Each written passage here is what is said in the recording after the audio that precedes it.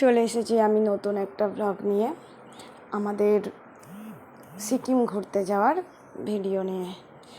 পুরোটা কভার করতে হয়তো পারবো না, তাও যতটুকু আমি আমার ফোনে ভিডিও করেছিলাম সেখান থেকে কভার করছি। তো আমরা 16 তারিখ বিকেলবেলা বেরিয়ে পড়েছিলাম। আমাদের 7:40 ট্রেন ছিল, উত্তরবঙ্গ এক্সপ্রেস। সেই জন্য আমরা সোদপুর স্টেশনে চলে গেলাম বাড়ির থেকে টোটো করে। তো একটা টোটোতে যেহেতু ট্রলি নিয়ে ধরেনি, তো কাব্য আর ওর বাবা গেল একটা টোটোতে, আর আমরা এই দুই মাকে নিয়ে আমি ট্রলি নিয়ে একটা টোটোতে গেলাম। সোদপুরে এসে ওয়েট করছিলাম আমাদের হোলঘরের বাকি মেম্বার্সদের জন্য। তো ওয়েট করতে করতে আমি, কাব্য আর ওর বাবা একটু চা খেয়ে নিলাম। বিকেলবেলা যেহেতু বেরিয়েছি আর আমার মাথাটা খুব যন্ত্রণা করছিল, তো চা খেতে খেতেই দেখলাম কনাথ চলে এলো দৌড়ে দৌড়ে কাব্যর সাথে দেখা করতে।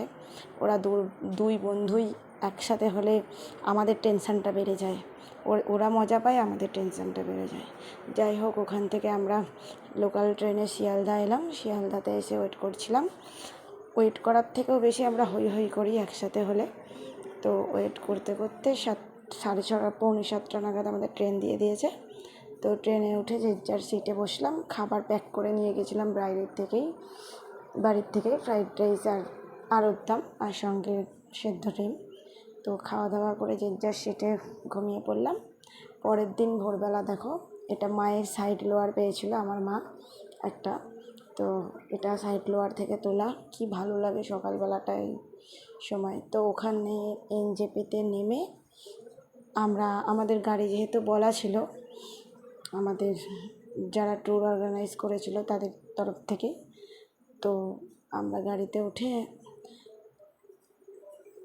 রোরাথাঙের উদ্দেশ্যে রওনা দিলাম।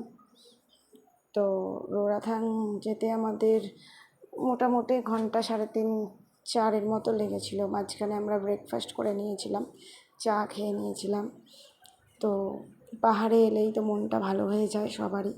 তো দেখো, হোটেলে এসেই এরা উৎপাত করতে শুরু করে দিয়েছে, তার সাথে এদের সাথে যোগ দিয়েছে আমাদের ছোট্ট চেরি।